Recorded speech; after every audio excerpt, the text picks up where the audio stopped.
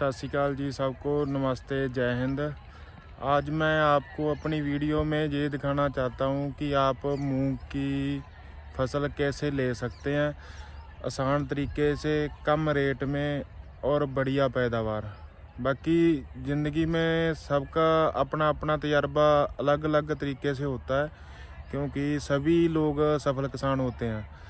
तो हम किसी को टोक नहीं रहे, लेकिन जो मेरा तजर्बा है, मुझे 4-5 साल हो गए हैं मूंग की बुआई करते हुए। तो जितना का मेरा तजर्बा है वो मैं अपना तजर्बा आपके साथ शेयर करना चाहता हूँ।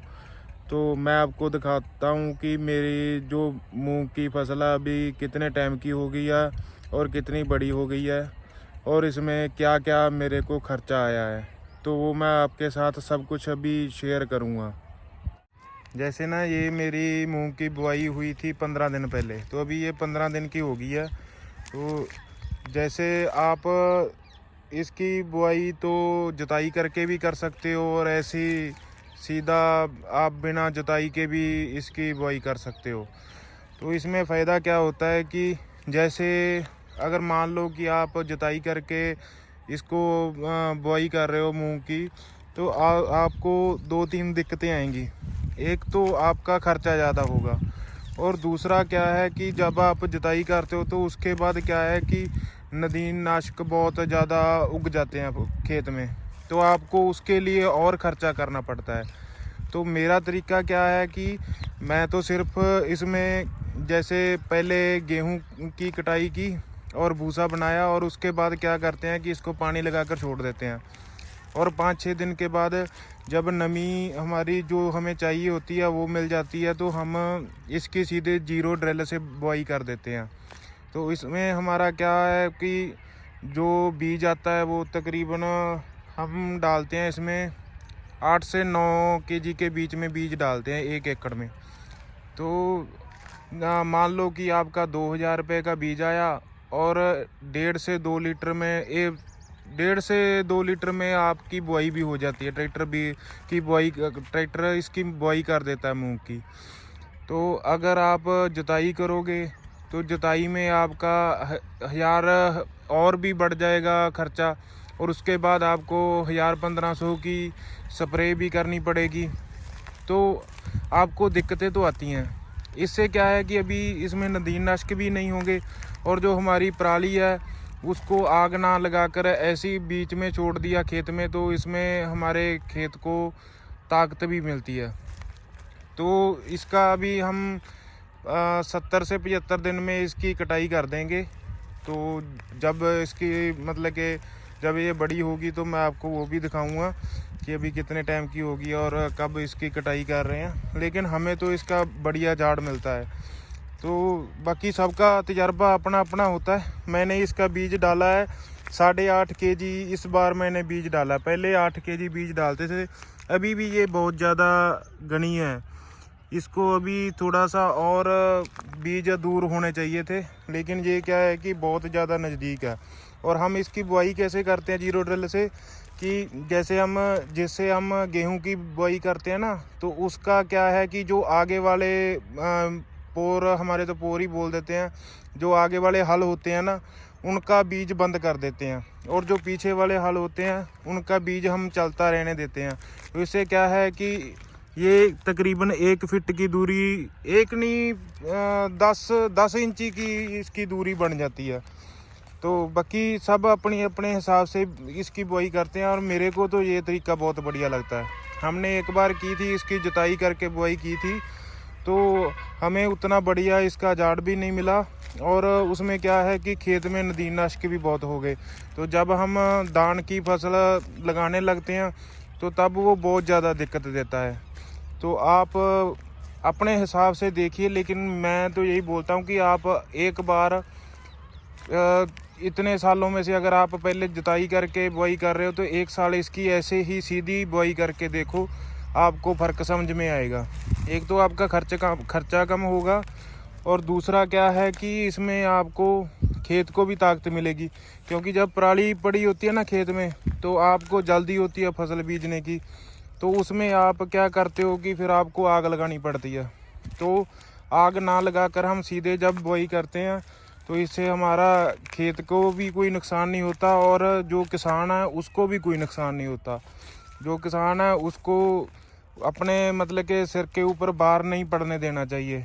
तो हम कैसे बचत कर सकते हैं, ऐसे कि हम कोई जैसे फसल की बुआई करते हैं तो उसको पहले सोच समझ कर कि कैसे करनी है और उसके ऊपर कितना खर्चा आएगा, तो ये सब चीज़ें देखनी पड़ती हैं।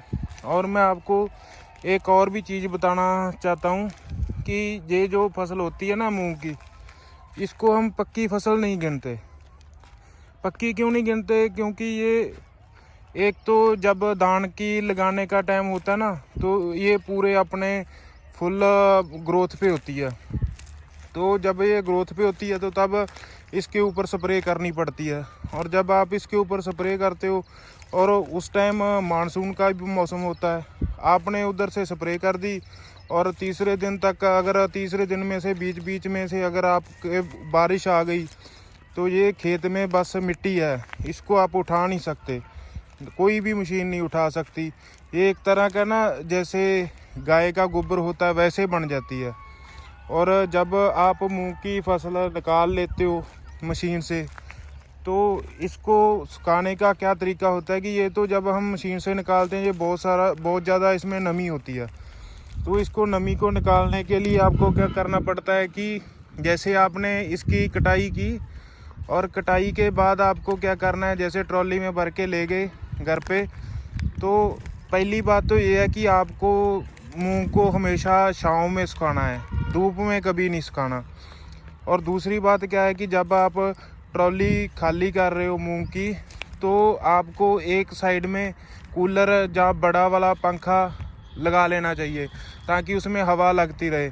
जब आप ट्रॉली में से मूंग को उतारोगे ना तो साथ में पंखा या कूलर चलता रहेगा तो उसकी हवा निकल जाएगी, तो उसका ख़राब होने का मतलब के चांस बहुत ज़्यादा कम हो जाते हैं।